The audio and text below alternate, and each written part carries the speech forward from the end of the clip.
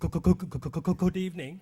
My name is Devesh Kapoor, and I'm the director of the Center for the Advanced Study of India. And I'd like to sort of welcome you to our annual lecture, which is also part of our khemka lecture series. In the past few months, we've had a series of some momentous sort of events. We've had a historical presidential election.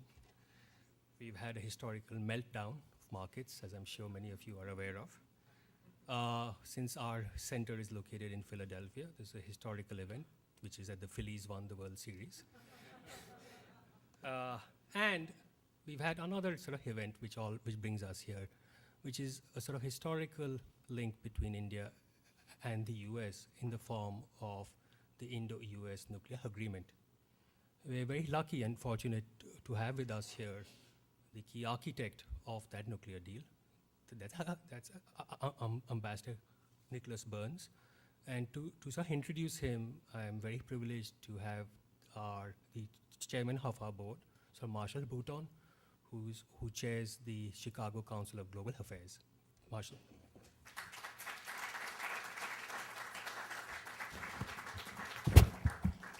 Thank you, Devesh. I just want to say that, as I think all in this room already recognize, Devesh has been doing a fabulous job with Casi.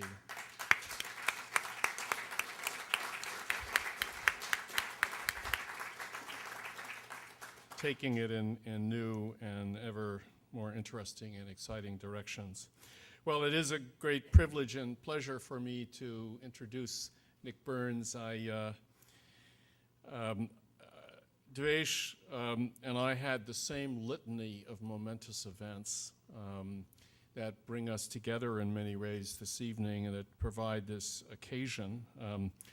I was present at one of them, so to speak, in Chicago a couple of weeks ago. I can tell you it was a very, very remarkable experience to be in that park, and the sense of change, and not just change at the top in Washington, but change in terms of our own image as a country and in the way the rest of the world sees us, and generational change was very pervasive in that crowd.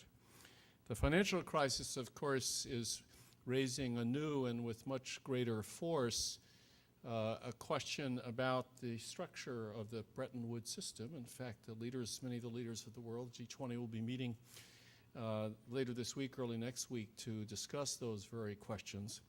And of course, one of the central aspects of that issue is, in fact, where the emerging economies, the great emerging economies of the world, and very importantly, including India, will figure in a restructured international financial system. And of course, as Devesh has said, the historic nuclear deal between India and the United States, which really has opened new vistas for the relationship. So it is a moment to consider afresh where this relationship is going and how our two countries can address our shared challenges and opportunities. As you all know, Prime Minister Manmohan Singh and President-elect Obama talked just a couple of days ago and agreed that our two countries would continue to work closely together. But the question is still out there, and it's a very big one. And after a transformative decade, it was just a little over 10 years ago, of course, that the nuclear tests in the deserts of Rajasthan threw this relationship into a very deep dive. And here we are today. So what is the road ahead? I can think of no person better qualified by experience and by insight to help us map a future for the India-US relationship than Ambassador Nicholas Burns. Nick Burns is easily said one of the most accomplished and widely respected diplomats of his generation. For 27 years, he has served with great distinction in a wide array of increasingly responsible positions in our government. Most recently, of course, as Under-Secretary of State for Political Affairs, which, as you all know, is the slot for our most senior diplomat, career official. Nick had, among other responsibilities, and he had a large number of very weighty responsibilities, the shepherding of the India-U.S. nuclear deal. But he did so in the context of a very tumultuous half-decade. He was not familiar, more than any other superb U.S. diplomat would be, with the India-U.S. relationship, and somehow he waded right into it and took charge of shaping it. But his experience also includes roles as State Department spokesman, as our ambassador to NATO and to Greece, and as special assistant to the president and national security staff senior member during another very transformative moment in our recent history with the end of the Cold War, the collapse of the fall of the Berlin Wall and the collapse of the Soviet Union. So Nick is not unaccustomed to being around momentous events and extraordinary challenges. And he is therefore especially able, I think, to both step back from this very important, increasingly important relationship and view it through a larger lens than perhaps many of us would. And at the same time, now deeply familiar with the texture as well as the content of India-U.S. relations. So, ladies and gentlemen, please join with me in welcoming Ambassador R. Nicholas Burns.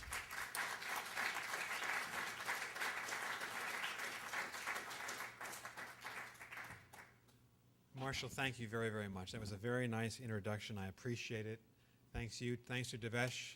Thanks to all of you for being here. Thanks to Chip Kay for being here. He's leader of the U.S.-India Business Council, which was so important in helping us shepherd public support for this India civil nuclear deal through our own country and Congress over the last 2 years. I'm very pleased to be here at an event sponsored by the University of Pennsylvania. And I should say to all of you who are baseball fans, I come from a particular tribe in New England called Red Sox Nation. And so if the Red Sox couldn't win this year, I was very happy to see the Phillies win. So congratulations to all of you. I should also say I have just retired from the United States Foreign Service 6 months ago. So I'm no longer speaking for the U.S. government. I'm now a professor at Harvard University. I had a wonderful career, and I wouldn't trade my 27 years, 3 months, and 9 days, by the way. I wasn't really counting for anything, but certainly to culminate my service in government with this very special responsibility to try to bring two countries together, the United States and India, and to do it on the most esoteric, complex, often frustrating issue called the Civil Nuclear Agreement. It was a special experience, and it really made me appreciate not just the depth of potential in this relationship, but also the incredible qualities in my Indian counterparts. I negotiated with two extraordinary people, Ambassador Shyam Saran, who many of you know, and Ambassador Shankar Menon, who's the current Foreign Secretary of India. And that was one of the great experiences of my life. We tried to outfox each other, obviously, and we did, there was sometimes verbal combat and the kind of pushing and pulling in any negotiation. But we concluded with deep respect, all of us on the American side, I think all on the Indian side as well. So it was a great experience, and thank you very much. And I'm pleased to be here to talk about the subject that Devesh and Marshall asked me to talk about. What's the future of this relationship now that we do have a president-elect of the United States, Barack Obama? What are the next challenges for this relationship as we look ahead, say, perhaps a decade's time into the future? And the first thing I want to say is you always need public support for a relationship. And I want to pay tribute to Casi, to the University of Pennsylvania, and for the study of the Center for the Study of Advanced Study of India.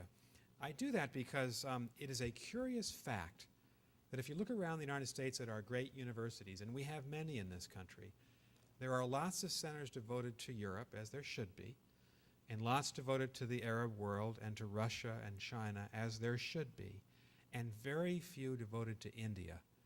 And so I think Casi has been ahead of its time, and I hope there'll be a flowering of Indian studies in our country because we need it. And there's no question in my mind as we see the rise of India, as well as China and Brazil, the global power, We need to understand all of these countries better than we do, and certainly India. And so I appreciate the fact that Casi has been a leader in this field to understand the history and the culture and the politics and the business and economics of India itself. And I congratulate Casi for being a pioneer. And I mean that very sincerely. And I hope you'll have lots of imitators, which is the best form of flattery anyway, in the future. Including Harvard, exactly right. We have lots of activity at Harvard University on India, but we have no central center that approaches what you have at the University of Pennsylvania. So it's at least one way that Harvard should be imitating Penn. Excuse me? We sure do. We sure do, and I hope you're going to be very supportive of it. Thank you for mentioning that. We'll talk afterwards. We'll talk afterwards. Look, let me do this. I hope we're going to have some time for discussion, because rather than hear me drone on about my own thoughts about the U.S. and India, it's going to be more interesting for me to be able to hear what's on your mind, if you have some thoughts about the future of this relationship, and if you have any questions. And so when I conclude my remarks, please fire away. If I say anything that you disagree with, in the best academic tradition of Penn and Harvard, please let me know, and I look forward to that. But let me start with a little bit of perspective on this relationship between two great countries. We've had, since India's birth as a modern independent state and since partition in 1947, our two countries have had the largest unfulfilled relationship of any country I can think of between the United States and the rest of the world. We were in the Cold War like two ships passing in the night during those long decades. India was famously a champion of the non-aligned movement, and the United States was quite famously aligned as leader of the West. And it wasn't as if our motives were bad, as if we were cynical about each other, or that we wished misfortune for each other. And we were never adversaries, which is a very important fact about this relationship. And if I think about presidents like Harry Truman and John F. Kennedy and Ronald Reagan, they each in their own way, and I think all of the presidents we've had since FDR have said at one point or another, we ought to have a better relationship with India. And yet it never managed to materialize. And so I think more often than not, we never found the groove that governments need to have to find trust and to find a way forward called strategic partnership. And happily, that changed over the last decade. And that's the big change in the U.S.-India relationship from a political standpoint. First it was Bill Clinton on the American side, and then George W. Bush. And they really had the same policy. They had an ambitious and prescient sense that India was going to rise to world power.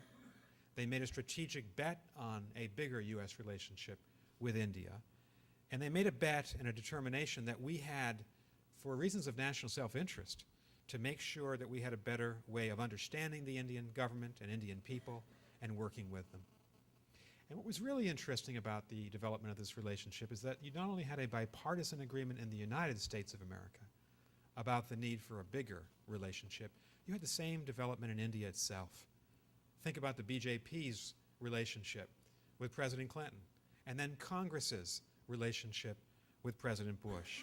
It's one of those happy coincidences that on both sides of the relationship, it really wasn't divisive to say that we should make a better commitment to each other. And the result has been this great development since the mid-1990s, the fastest growing relationship that the United States has with any other major power in the world. It's now with India. The greatest appreciable positive difference in any relationship we've had over the last decade, bar none, has been with India. And I think because we've had that political consensus on both sides of this relationship. What produced this transcendent change? Not transient, transcendent. For Americans, I suspect it was the end of the Cold War. Because as the years went by after 1991, when the Soviet Union disintegrated peacefully, it dawned on many of us inside of government, and maybe there are people outside of government who saw this before we did, that America was in an interesting strategic position. We had that unipolar moment in the 1990s where we had really unrivaled global power, but we knew that there was this big force, economic and political, out there, and it was the rise of other countries to world power. And we knew that we had to develop beyond our traditional allies in Western Europe and in East Asia, the kind of strategic relationships across the board that involve the private sector as well as the public sector with some key countries. And you've seen Bill Clinton and George Bush reach out to Brazil. And you've seen us reach out to China. And we really have quite a good working relationship these days, despite our differences, with the Chinese government. You saw it on a regional basis in Africa with South Africa and Nigeria. You saw it in East Asia with Indonesia. In our own hemisphere, in addition to Brazil, with Mexico. And you've seen it happen with India itself. What brought us together with India? What was unique about the relationship that was different from the development of a relationship with some of the other countries I mentioned? Some very basic things. A common language, a common bedrock belief and unity in democracy, which we didn't have with some of those other countries. A common interest in regional peace in South Asia.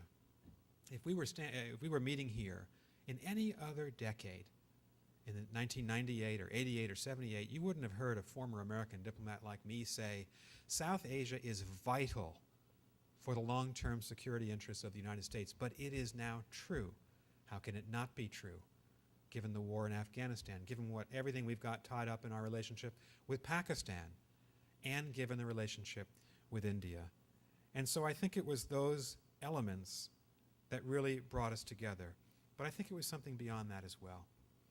There's a basic streak of idealism that has underwritten the politics and the development as nation states of both the United States and India. And it defines in a way who the Indian and American people are as we relate with countries around the world. And perhaps Gandhi and Nehru and FDR and JFK, and I suspect very strongly Barack Obama, all embody this aspiration, and perhaps it's a visionary dream, that at our heart we all believe that it is our historic mission to help return the world to a measure of justice and a measure of peace. Words you don't hear very much anymore in American politics. We grew up with this in the 1960s and 70s. What's the ultimate goal of government? Isn't it to bring not just stability and wealth, but justice and peace? And to hear Barack Obama talk about that in his campaign was, for me, particularly very inspiring. And I think this has underwritten the unity of India and America in the modern time, because both of our governments have developed. We don't always approach this. We don't always measure up to these lofty goals, but it's part of our political tradition in both of our countries. Most importantly, it was the people of India and the United States who were probably ahead of the governments, and this sometimes happens in international politics, in saying, shouldn't we have a better relationship? It was the American business community that was definitely ahead of the American government in seeing in India a market and a group relationship to have to find mutual success. It was the fact that the Indian students who came here in these extraordinary numbers, and I've seen that at Harvard University, now the greatest number of foreign students in the United States, India, not China, not from anywhere else. That's brought us unity as well. And it's the Indian American community, and many of you come from that community, that has made this incredible mark in our society just over the last 2 decades. I think for Indians, if I can interpret India, and some of you will be able to do that much better than I can, the start of the outreach to America and the wider world, I think, dates back really to Manmohan Singh and to his historic reforms, economic reforms of the early 1990s. And that gave us the ability to visualize India as a priority partner in the world. On a different level, the end of the Cold War and the unprecedented prosperity in India began to transform India itself. India did what the idealists at the founding of the Indian state in the 1940s could only have dreamed of. India lifted more than 200 million people out of poverty. That is a miracle for those people, but also a lesson for states around the world. And slowly, India became a leading country in scientific and technological change. And gradually, India began to stretch its political ambitions as it took on a much greater global role in some of the institutions that form the backbone of the international community. And as we've watched this slow motion evolution of a country rising to power in the world, it often seems to me that India is in the middle of a fundamental transformation, with one foot back in the non-aligned camp and one foot in the global leader camp. And it's a pivotal transformation that's leading India into a new era. And how fast this unfolds and where it ultimately takes the Indian people is, of course, very difficult to predict. But the results so far for the U.S.-India relationship have been spectacular, and they've been very clear for all to see. We enjoy a relationship that is transformed. So think for a moment about how that's happened and about the dimensions of this great change. I think the relationship has grown so quickly that a generation from now, as Americans look out in the world and they say, who are our priority friends in the world? India is going to be in a group of 2 or 3 countries that we Americans say are the most important countries that determine with us the future of the world and the future for peace and stability and justice in the world. And that's a big change from just 10 or 15 years ago. India's rise to world power is also interesting from another respect, and that's the historical process that has unfolded where India is not a threat to America's own interests in the world. We welcome India's growing strength in South Asia. We welcome India's newfound activity in East Asia as part of the balance of power in Asia itself. And this basic comity of interests is actually unusual in modern history. It's not often that 2 great powers in the world have such an unusual degree of common interests and where neither sees the other as a potential strategic rival. Think about the history of the last 100 years, the bloodiest 100 years in human history, caused all those wars, all that bloodshed, by clashes among the great powers of the world. It's impossible to think that India and the United States could ever produce that kind of negative dynamic, because we see in each other not an opposite reflection, not a reflection of each other, but we see in each other countries that have essentially the same strategic view of how the world should be organized and of how the world needs to progress. And that I find very special and unusual about this relationship. Now, that is not to say that we have identical interests in the world. It's not to say that we agree on all issues. We don't, far from it. But it does mean to say that there's potential in this relationship that we ought to both take advantage of. So reflect for a moment, if you will, with me, on what progress we've made, because that tells us where Manmohan Singh and Barack Obama need to take the relationship in the next several years. Think about the progress we've made.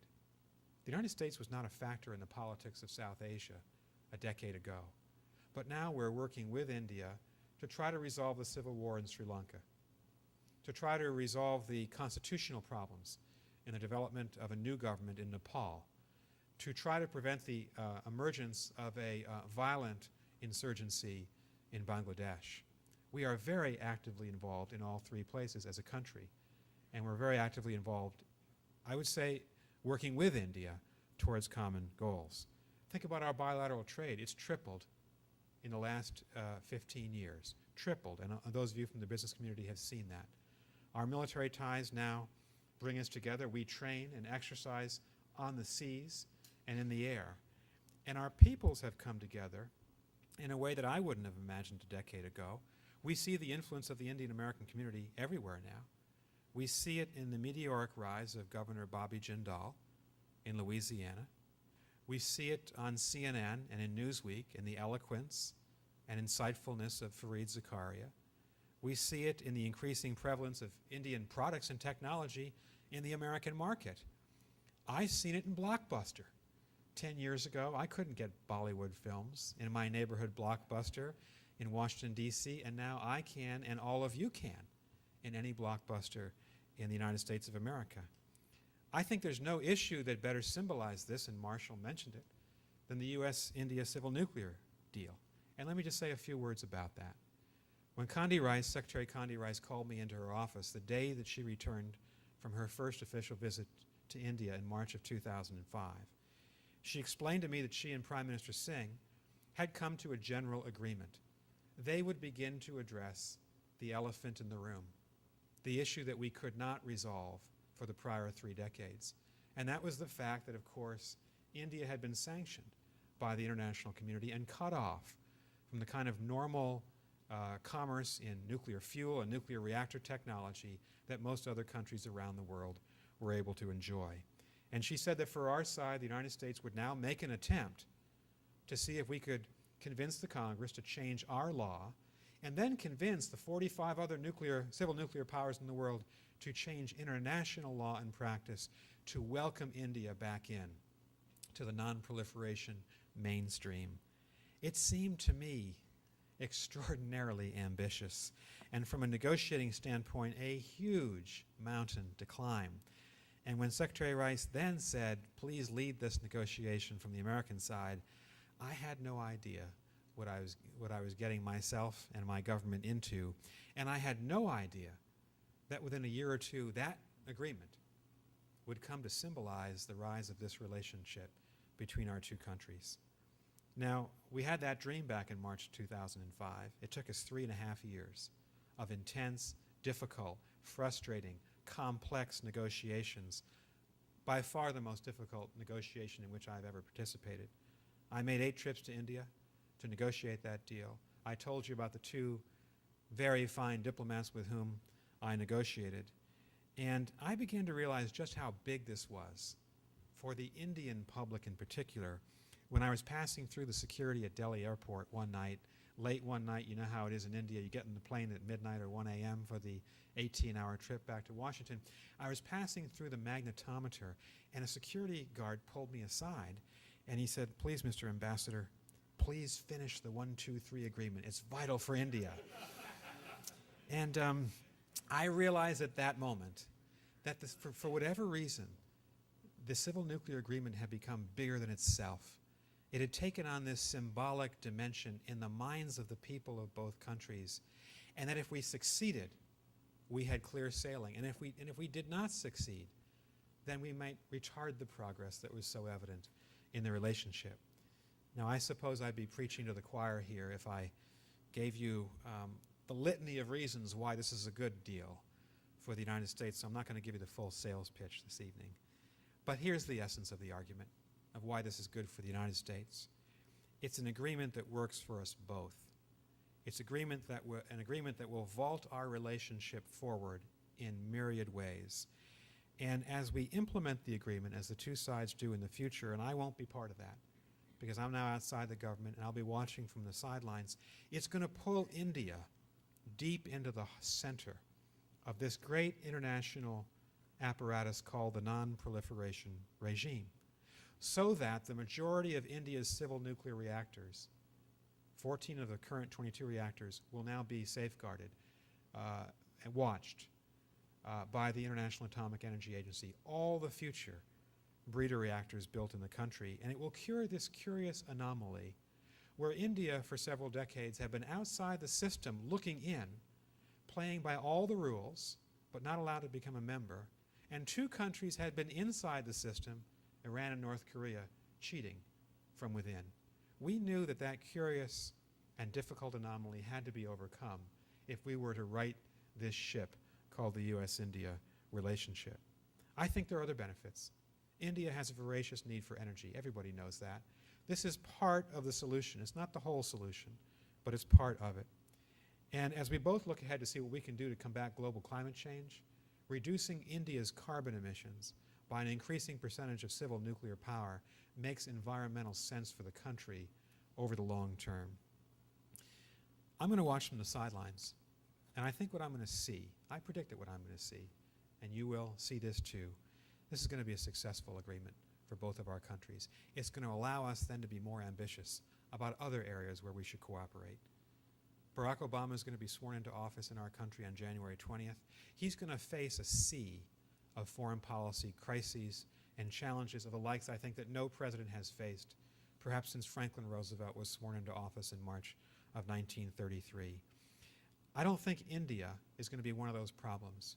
I think India is going to be an exception to that litany of problems that he will face. He will have the more enviable task of trying to decide how do we build on success in this relationship. So I do expect India to be high on the priority list for the new administration, for the simple fact that we have so many areas where we now can think very ambitiously about progress. Two issues I think will dominate.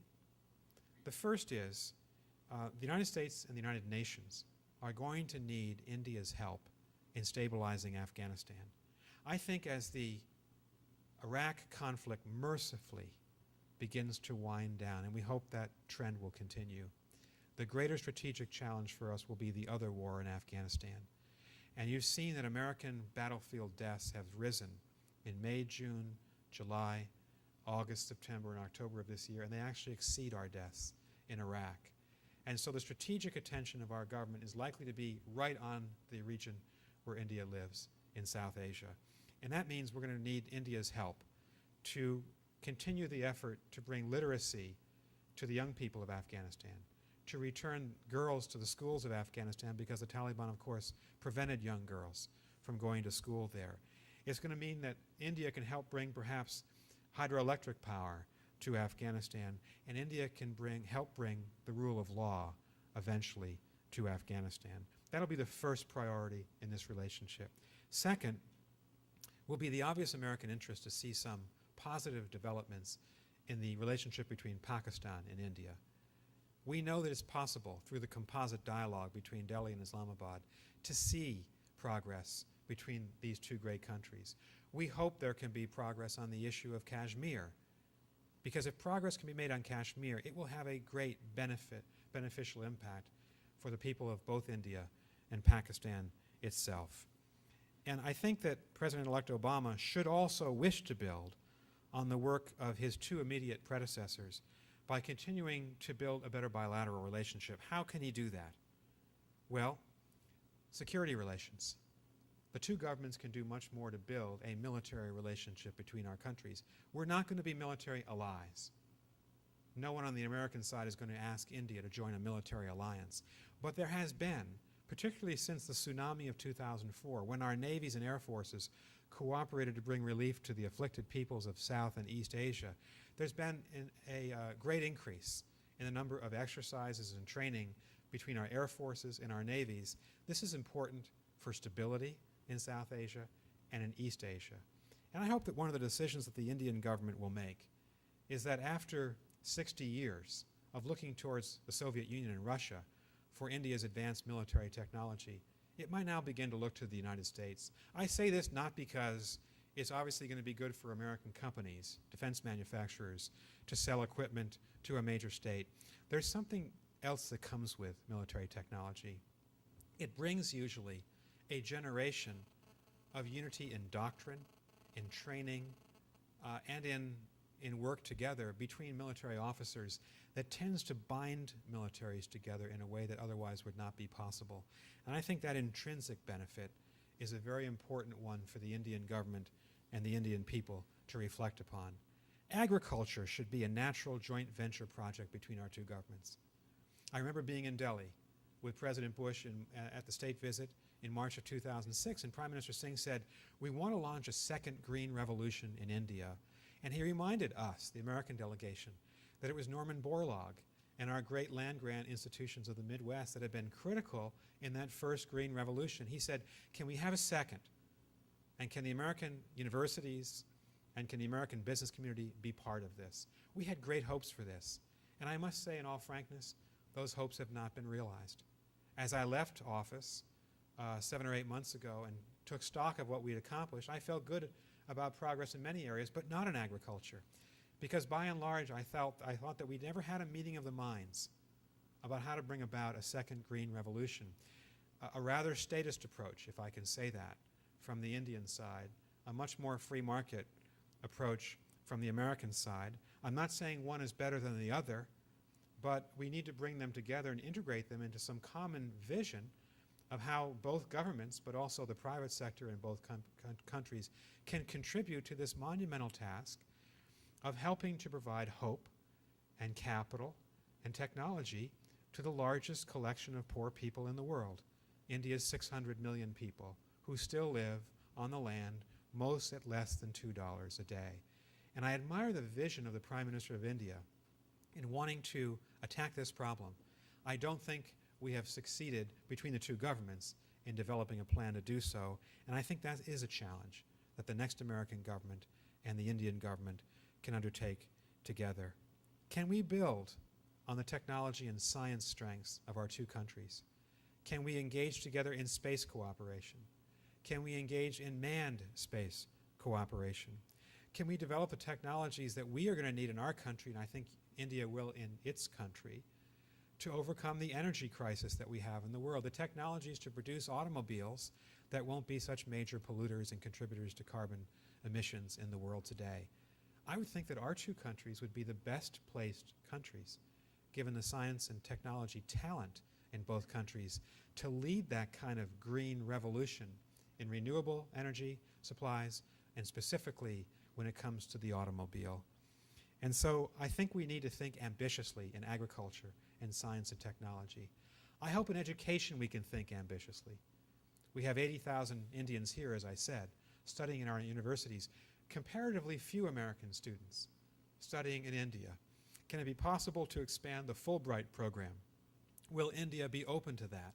Will Indian universities be open to the type of exchanges that I'm sure the University of Pennsylvania and Harvard University would be very happy to work with them on?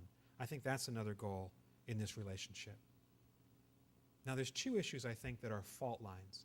There are two issues that are potentially very difficult for the next American government and the Indian government, and the first is global trade. It's well known by everybody that the Doha trade round broke down in part due to strong disagreements between India and the United States. We've clashed on trade for many years. That's not unusual in relationships with advanced countries around the world.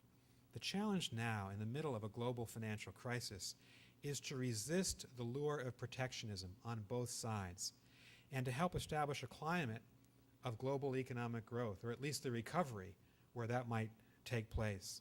And from an American standpoint, and again, I'm speaking as a private citizen, not anymore as a representative of our government, can there be greater Indian flexibility in banking, in insurance, and on retail issues? Trade is a two-way street. The Doha round is a two-way street. It is perfectly legitimate for people to ask the United States to be flexible and the United States to compromise, but I don't think we succeeded as two countries in reaching that degree of compromise in the latest round of the talks. The second difficult issue, I think, is going to be climate change, global climate change. We now have a president-elect, Barack Obama, who has promised the American people that he will put the United States into the heart of the climate change talks.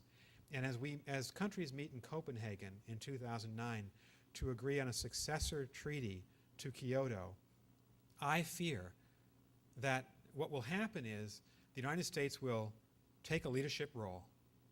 The United States will put proposals on the table, I hope, that will contribute to a reduction in carbon emissions around the world.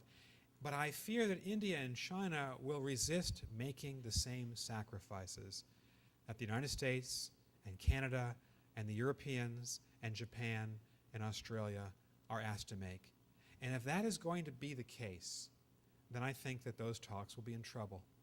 And so we need to work, the countries and governments will need to work over the months ahead to close this intellectual and political gap between us on climate change.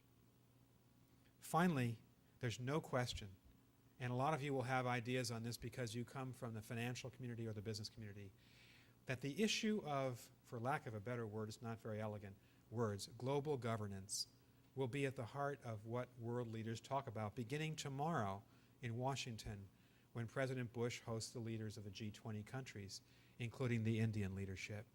How do we create new institutions to try to bring a greater measure of financial stability to the world? How do we modernize the existing institutions to play a more modern role? And how do we get the balance right? I'm not an economist, and I'm not from the business community, but I know this. We cannot climb out of this hole without the business community. And if governments try to over-regulate the financial institutions and private equity firms and banks and corporations of India and the United States, then I think it's a depressing it will have a depressing impact on our ability to at some point recover from this huge crisis of the last several months. So governments getting this balance right, and governments working together to create the kind of flexible institutions that will not be domineering, but helpful to the private sector, I think that's probably the greatest strategic challenge of the next 5 or 6 months as these leaders come together in 3 different summits to figure out what went wrong in September and October of this year on Wall Street, in Mumbai, and in every other financial capital of the world, and what we now should do properly as governments, what governments should do to help the private sector. India and the United States should play a leading role in that venture, and I believe that they will. Now, there's something else about global governance. It's a curious and unfortunate fact that nearly all the great institutions that we call the international system or the international community, they came out of the Second World War and the aftermath of the Second World War. And since we're in New York, let me just use as an example the Security Council. The Security Council is really governed by the 5 permanent members. Who are they? They're the countries that won the Second World War. And so the Security Council reflects the power balance of 1945 and 1946. It doesn't approach the power realities of 2008 and 2009. How can we have a Security Council where Japan, the second leading contributor to the UN system, is not a member? How can we have a Security Council where Brazil, the strongest country in our hemisphere next to the United States, is not a member? Where no African country, and there are 53 African members of the UN, is represented, and where India is not a member. Now, when I was part of the Bush administration, we talked in general terms about our support for an expansion of the Security Council so that these rising powers could take positions of responsibility, but we never went so far as to say that we would support India as a member. I hope the next American administration will say clearly and forthrightly, India should be a member of the Security Council, and we should support it, as should Japan, as should Brazil, as should one of the African countries, or perhaps the 2 leading African countries, Nigeria and South Africa. That's a challenge for the 2 governments in 2009 and 2010. So let me conclude by saying the following. I'm optimistic about this relationship, if you couldn't tell that by this stage of these remarks. I'm optimistic that in 10 years' time we've built a strategic partnership that will be important for as far into the future as we can see for both of the countries. And in the final analysis, governments do not base foreign policy on sentiment. We base our foreign policy on clear national interests. In the case of India and the United States, we have a coincidence of interest in one basic respect. We inhabit a planet that is increasingly integrated through the global forces that have narrowed distance and time and that have tied our economies and our technologies and increasingly our societies to a common fate. And what is different about our time is that countries can no longer hide from history and can't hide from the problems of the day behind oceans or high mountains.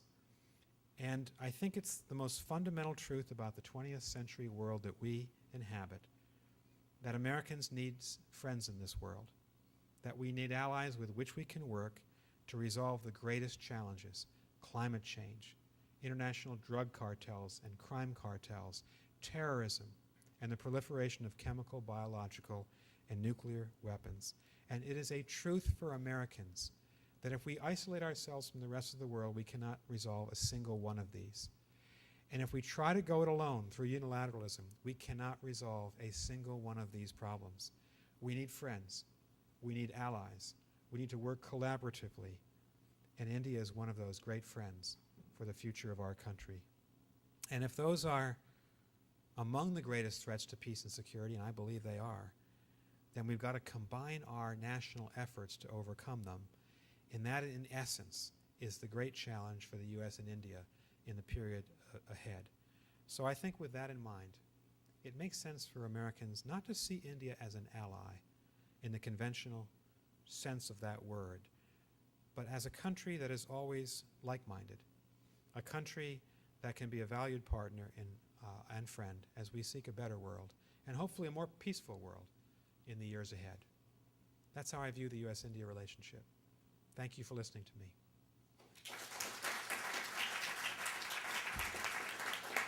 Take your own questions. Sure. Yeah. Is there anybody who wants to challenge that? Yes. Yes. Thank you very much, Nick. Very, very thoughtful and wide-ranging and stimulating talk. Nick's agreed to take your questions. Would you be so kind? He's accustomed to this. He will tag you, and if you would, is there a mic coming around? If you would Yeah. please wait for the microphone, and then if you would kindly identify yourself and pose a question or a brief comment.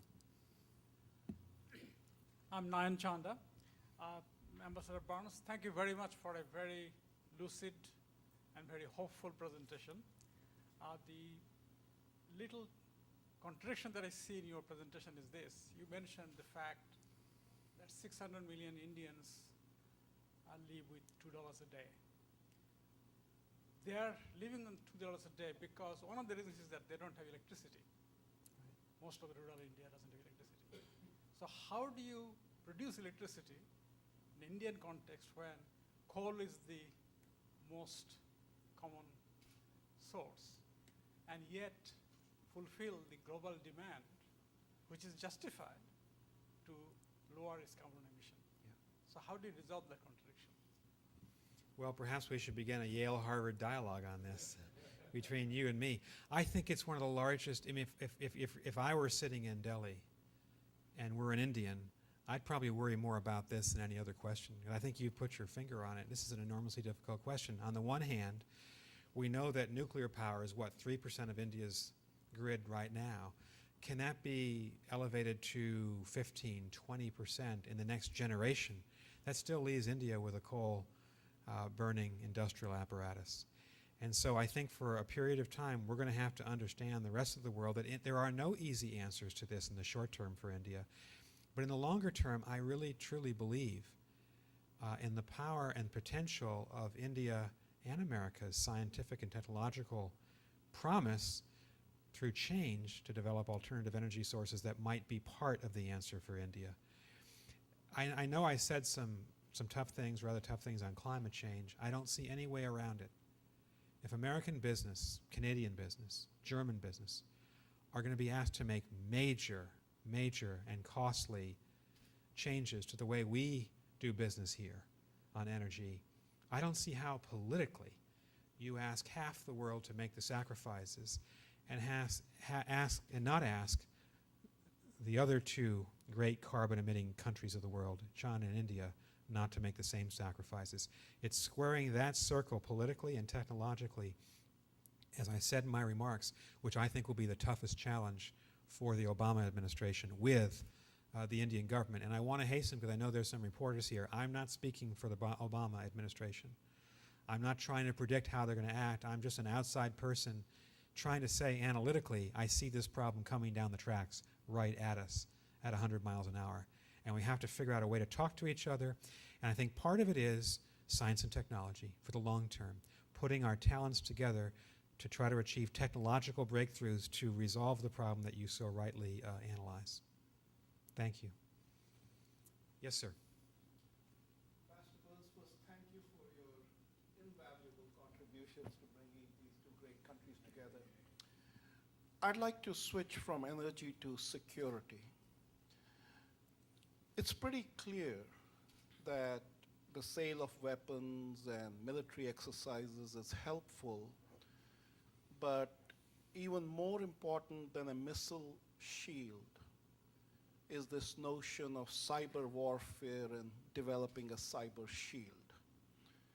I can't think of a better project which would make the Indians feel truly intertwined with the Americans than if America was to say to India, we want to partner with you to build a next generation cyber shield that will protect our country and protect your country. Your comments and thoughts on that? I agree with you. Everybody heard the question and comment. I think that we did a lot of things well over the last 3 or 4 years. We couldn't do everything. And the next frontier will be, can the United States and India become better partners to counter terror and terrorist threats? And can we use all of our capabilities to do that? And you mentioned one of them. We need to be much more sophisticated about cyber warfare in both of our countries than we have been until now. I don't think we've made the kind of progress on counterterrorism that we should have. We are the two greatest global democracies in the world, and we are global in our orientation and activities. We're both targets. It just pains me so much to see, month after month, the terrorist attacks in major Indian cities. I'm sure it pains a lot of you more who have relatives living in those cities. And you know what we've experienced here in this country, that's a common issue that binds us together. And yet, I can't say honestly that we've really reached the degree of cooperation that we should have on that issue. So I'm with you. I think it's another area where we can do better. Thank you.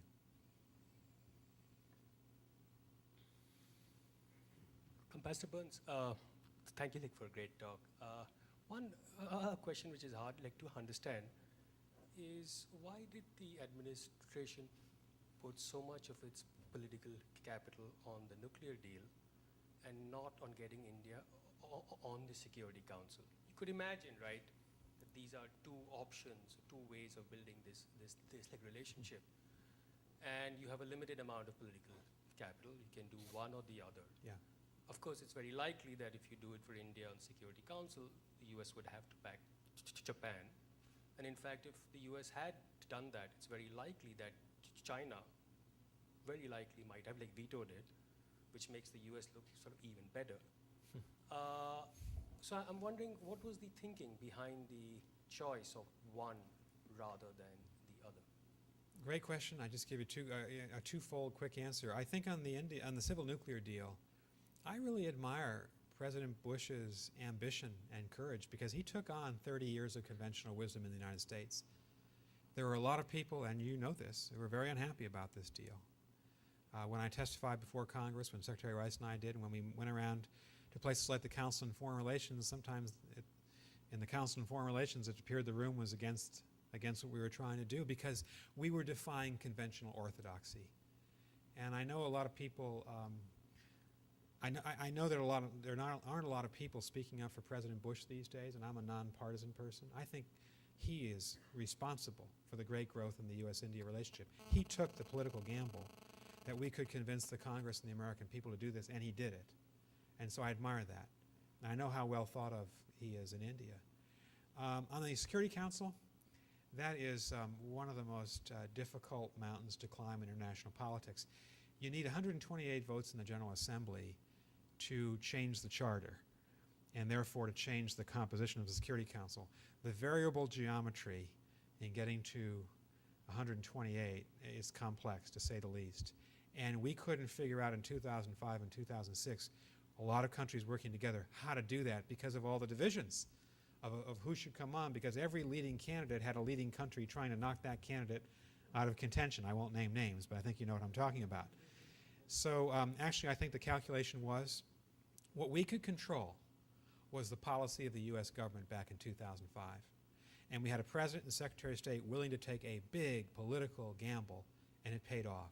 And they knew that that was all within our control, how persuasive we could be, and the kind of case we could make in our society and in the Congress. And luckily, we had a lot of leaders in the Congress, including, I must say, Senator Joe Biden, who stepped out in support of this deal very early on. And we had, and Chip is here, the U.S.-India Business Council playing a leading role in trying to make the case too. So I think the stars were in alignment. The stars were not in alignment, unfortunately, on the Security Council. And I hope that the UN system might be able to put a mathematical model together in the next year or two, which would get us to 128 votes to bring, say, 5 or 6 countries in. Because I don't see that the Security Council is going to have legitimacy and credibility as we go along in this century if it looks like Franklin Roosevelt's Security Council, which is essentially what it is. Yes, sir. You mentioned that you are an academic and no longer a policymaker. Exactly right. So I can ask you this question. You mentioned that India's trajectory in terms of world leadership, the role that it establishes in that area, depends on on the country itself and what path Sure. it chooses. Yeah. Clearly, economic growth, growth in the agricultural sector, and some of these things will determine what that trajectory is. But what do you see as determining that trajectory?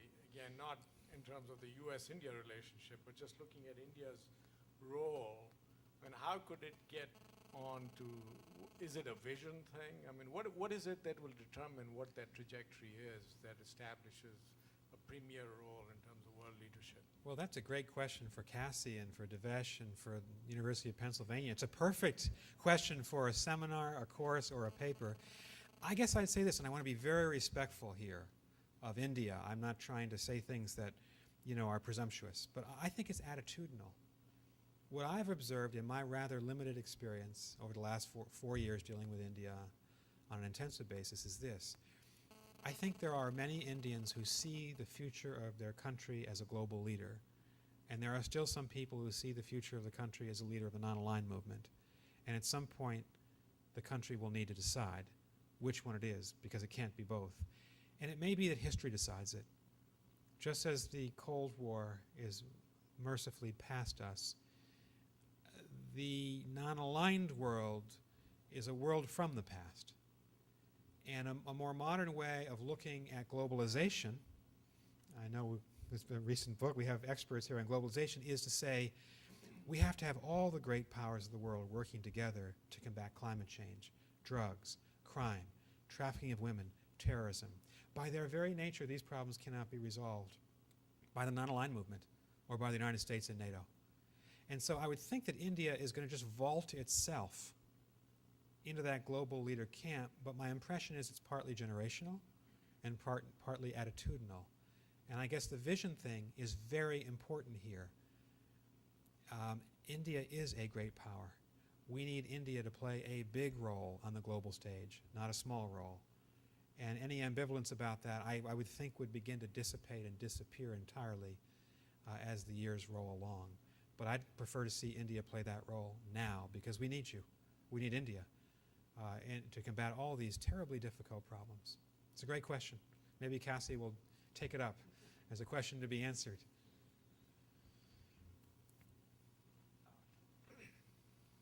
Baldas, Ambassador Burns, aside from trade and climate, essentially two sides of the same coin, in the medium to long term, are there other issues that you see in terms of where interests do not converge as readily or apparently in terms of the Indo-US relations? Appreciate your thought on that. Thank you very much. And I think, another possible one that I could have mentioned would be what's the proper use of military force in the world today? This is a hard one. It's difficult for the United States to get this right. As you have seen, we've intervened very successfully in Bosnia and Kosovo, stopped 2 wars in the 90s, have kept the peace. I think the history is not yet sure about what we've done in Iraq and Afghanistan. We don't know how the stories will end. I'm convinced we need to stay in Afghanistan. And so one issue where I think there's no unity at all in the world is what's the proper use of military force to resolve conflict, to resolve a civil war, to stop ethnic cleansing. And when do you use it and when do you not?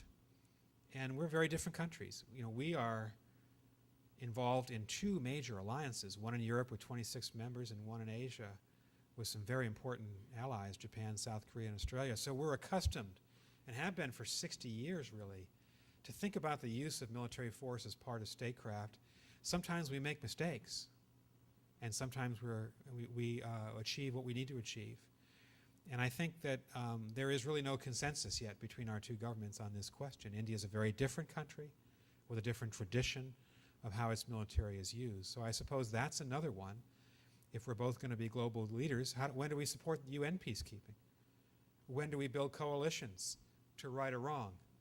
When do we not use military force but use diplomacy? And my own pet belief is that in our country, we don't think sufficiently about diplomacy as a force.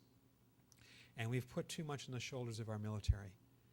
And we have, in essence, need to revalidate our diplomacy and build its strength. You know how many American diplomats there are in the world? And we're a superpower. 6,500. You know how many musicians there are in the armed forces bands of the Army, Navy, Air Force, Marines? More than 6,500. That gives you a little bit of indication of our priorities. And so Condi Rice, whom I respect very much, you know, she went to the Congress in February and she said, I need 1,500 new diplomats. I need 300 new USAID officers. At the height of the Vietnam War, we had 13,000 USAID officers. You know how many we have now? 2,000. So we have essentially denuded our soft power, our diplomatic power. And I think if you look at this agenda that we just discussed and I went through in my remarks, 98% of the time, military force is not going to be relevant on climate change, on drugs, on trafficking. And what's going to be relevant is our ability to marshal the diplomatic power of our country. And that's where we have a nexus of a connection with India. That's where I think we can really do great things with the Indian government. Yeah, maybe just one or two more. I don't want to keep everybody on a rainy night in New York. Yes, ma'am. Please, here's the mic for you. You're from Harvard? Was class of '88, Michelle Obama. Very good. I'm not speaking for her. Great class. Terrific class. Often unstated situation that India faces in security issues is its relationship with China and United States' relationship with China. Now, if you were advising the next president of the United States, what direction should that president take in assessing the triggers or thresholds in the event that China, in any way, or let's say, breaches the security, India's security? What would be what would America look at as political triggers or real triggers or thresholds in its response? Thank you. I was State Department spokesman a decade ago. I learned a very valuable lesson: never answer a hypothetical question, because it can only lead to trouble. So with your permission, I'm going to do what Sarah Palin did in the vice presidential debate. I'm going to answer the question I wish you had asked. But it's going to get to your question. Don't worry. I'll get there. I think this is a very important question for both of our countries. And, you know, we were often accused of trying to build up a U.S.-India partnership to contain China. No way. I don't think China can be contained.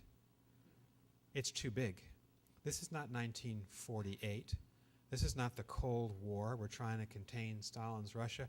This is a country, China, with which we have a symbiotic economic and financial relationship. And we need each other. And the idea that you try to build walls around China and not have trade and investment and not begin to work with the Chinese, as we must as global leaders, to attack some of these big problems.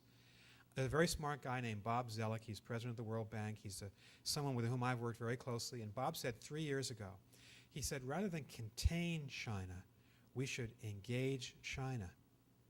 And China should think of itself as a stakeholder in the international system. There is a virtual governing board of the world. It doesn't exist. But there are a number of powers who have more to do with global security than anybody else. India, China, Japan, Australia, South Africa, Nigeria, the Europeans, the United States, Mexico, Brazil. That's just some. There are others.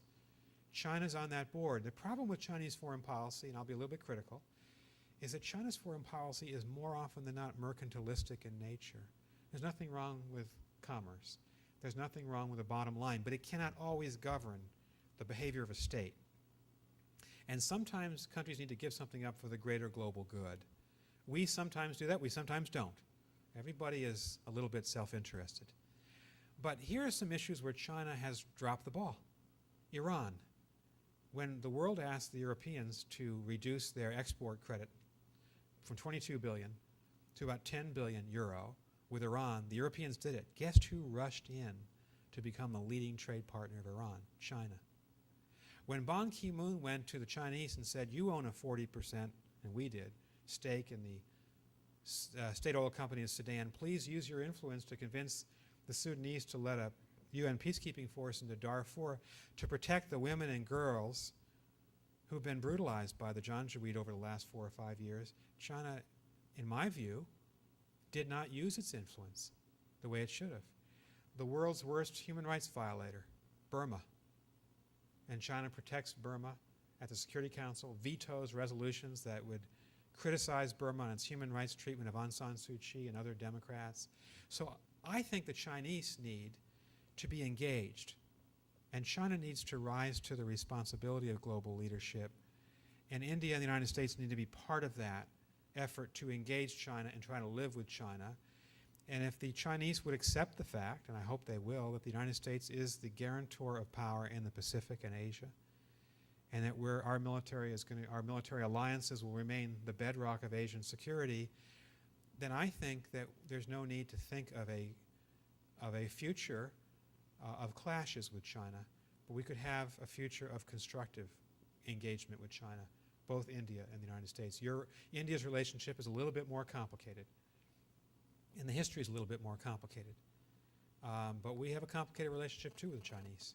And I think what President Clinton and President Bush have both done very well is manage that relationship with China. It's a pretty good one.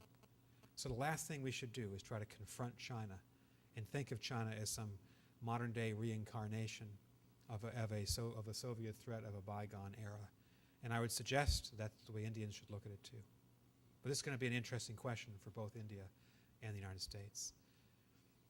Thank you. Maybe one more question, and I'm going to let you go.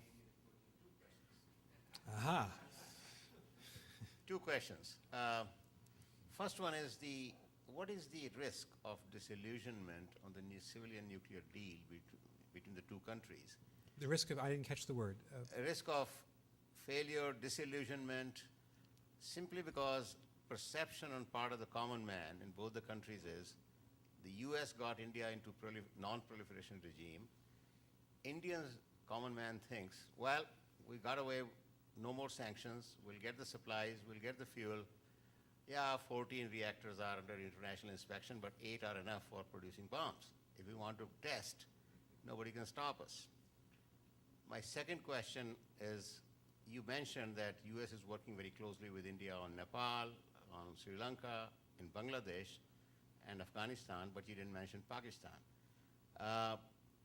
My question stems from one of the fairly old articles that Robert Blackwell wrote after coming back from Delhi, that India and the US have to work together to control Pakistan, if I can use the exact word that was mentioned in the article. What are the plans for Pakistan between the two countries? Thanks a lot for those softballs. I really appreciate it. I thought we'd end on a positive, inspiring note here. Look, on the civil nuclear agreement, I think this is in the best interest of both countries just to implement it and meet the promises that we made to each other. I have no reason to doubt that that will not be the case, but that's what we've got to do. I would think it would be a very negative development were we to see a return of nuclear testing on the subcontinent. I hope that day does not come. On the second question, we both have to help Pakistan. It's in India's interest to help Pakistan, and it's in our interest. That country, Al-Qaeda and the Taliban are there. It's a fractious country. It's a new government. It needs our help. And I don't believe that there's a solution to the problems of Afghanistan unless there's a positive contribution from Pakistan. There's no victory in the war in Afghanistan without help from Pakistan. And that's why I hope so much that the composite dialogue might continue between Delhi and Islamabad. At some point, that Kashmir would cease being a point of conflict, at some point, between the two countries. And I know the United States will always be willing to help when we're asked to help. So let me end on that positive, optimistic note. Thank you. Thank you.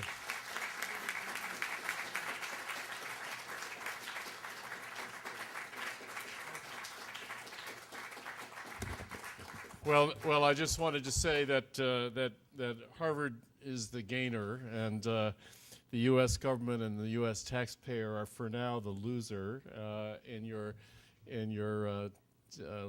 leaving the Department of State. But we hope that President Barack Obama and others will feel free to call upon your wisdom. Thanks very much, Nick.